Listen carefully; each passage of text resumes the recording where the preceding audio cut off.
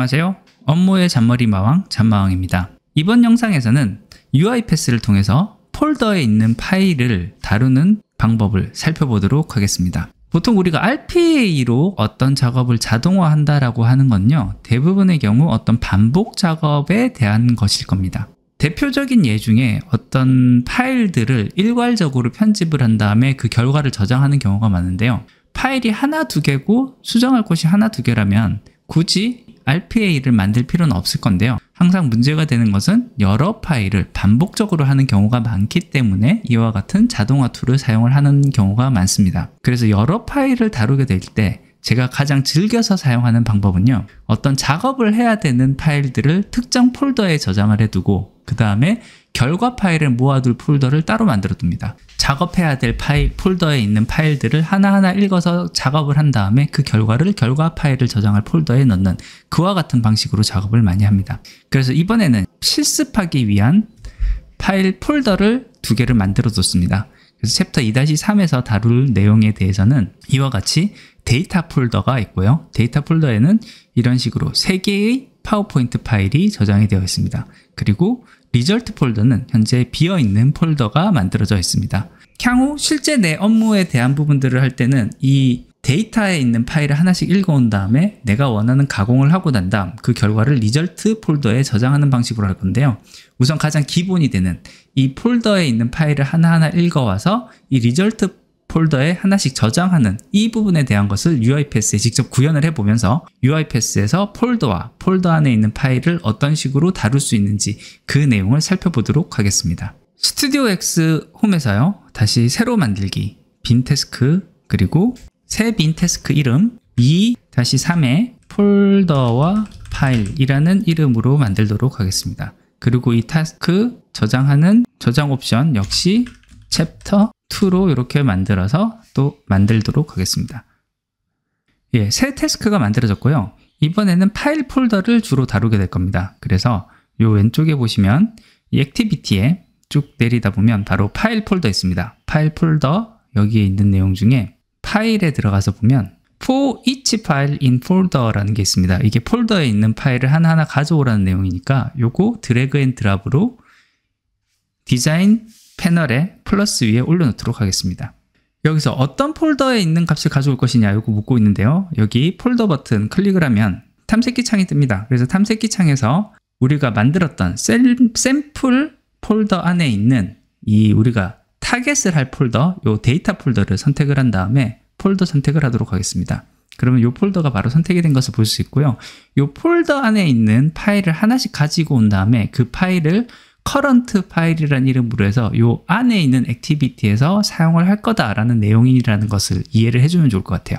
폴더 안에 있는 파일을 순차적으로 읽어오기 위한 준비가 되었습니다. 그 정렬 기준이 오름차순 먼저라고 되어 있는데 이 내용은 날짜 기준으로 할 것인지 여러 가지 옵션에 따라서 그 폴더 안에 있는 파일을 어떤 순서로 읽어올 것인지를 선택을 할 수 있으니까요. 이런 옵션도 있다는 거 이렇게 알아두면 좋겠습니다. 여기에 있는 파일을 읽어온 다음에 바로 리절트 폴더에 카피하는 요 작업을 해보도록 하겠습니다. 요 카피하는 작업은요, 여기 있는 카피 파일 요거 그대로 드래그해서 For each file in folder 안에 있는 액티비티 입력하는 부분에 놓도록 하겠습니다. 자, 그러면 여기 시작에 대한 거는 요 오른쪽에 있는 플러스 버튼 요거 클릭을 하면요, 여기 current 파일 이렇게 나오고 이 current 파일에서 전체 이름, 전체 경로 포함을 하면은 파일 이름을 전체를 가지고 오는 것을 볼 수 있습니다. 그 다음에 이것을 저장할 곳은 종료라고 되어 있는 곳, 여기에 폴더 옵션을 바로 선택을 한 다음에요, 이 폴더 옵션은 아까 전에 우리가 리절트를 넣으려고 생각해서 만들어줬던 이 리절트 폴더, 이 폴더를 선택을 한 다음에 폴더 선택을 해주면 되겠습니다. 그러면 여기 있는 파일을 하나씩 가지고 온 다음에 이 리절트 폴더에다 바로 저장을 한 동작을 하게 될 겁니다.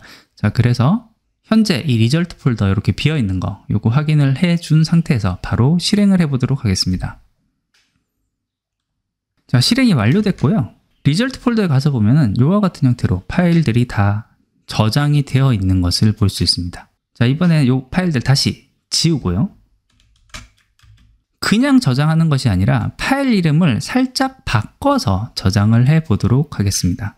이 폴더에 있는 파일들이 다 복사하는 요 동작이 다 완료가 된 다음에 다시 한 번 더 for each 문을 돌려보도록 할게요. 그래서 for each 파일인 폴더를 요 가장 아래에 있는 플러스 버튼에 눌러서 위에 있는 작업 반복문이 끝나고 난 다음에 다시 밑에 있는 작업을 하게끔 할게요. 그리고 난 다음에 여기서는 폴더를 아까 만들었었던 그 대상 파일이 아니라 결과를 저장하는 리절트 폴더, 요거 선택을 한 다음에 여기 폴더 선택을 하도록 하겠습니다. 결과가 일단 앞에 있는 반복문을 통해서 한번 저장이 쭉 됐을 거고, 이 저장된 파일명을 바꾸는 작업을 하겠습니다. 요거는 파일에 있는 리네임 파일을 이렇게 액티비티, 아래에 있는 액티비티로 가지고 오도록 하겠습니다. 이 파일에 플러스해서 커런트 파일을 가지고 오고요. 이 커런트 파일 마찬가지 전체 이름으로 선택을 하도록 하겠습니다. 그리고 새 이름으로 저장할 때는요, 여기는 조금 우리가 원하는 내용을 수정을 해야 되니까요, 이 부분은 이 플러스 버튼을 눌러서 여기 있는 텍스트로 들어가도록 하겠습니다.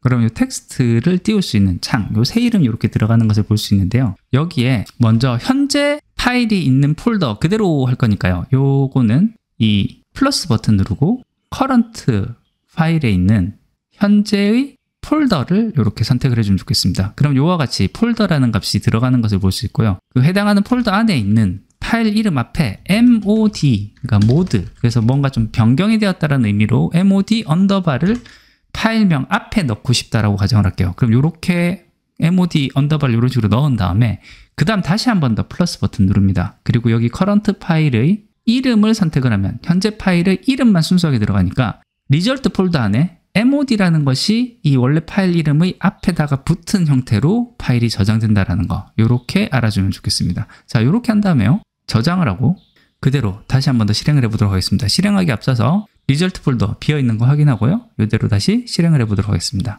자, 실행이 완료되었고요. 실행이 완료되었을 때 리절트 폴더를 보시면 기존에 있었던 파일이 그대로 복사해서 오는 것이 아니라 파일 이름 앞에 mod라는 이런 이름이 하나가 더 추가가 된다는 거, 이렇게 보시면 좋겠습니다. 네, 이번 영상에서는 UiPath에서 폴더와 폴더 안에 있는 파일들을 어떤 식으로 다루는지를 살펴봤습니다. 실제 이번 영상에서 다룬 이 방법은요, 그 뒤에서 실습 과제를 할 때 자주 사용되는 방법이고, 실질적으로 여러분이 하는 작업을 자동화를 할 때 꽤 유용하게 자주 사용될 수 있는 방법인 만큼 반복문이 구성된 형태와 이 구성을 한번 알아주시면 좋을 것 같습니다. 예, 오늘 준비한 것은 여기까지입니다. 끝까지 들어주셔서 감사합니다.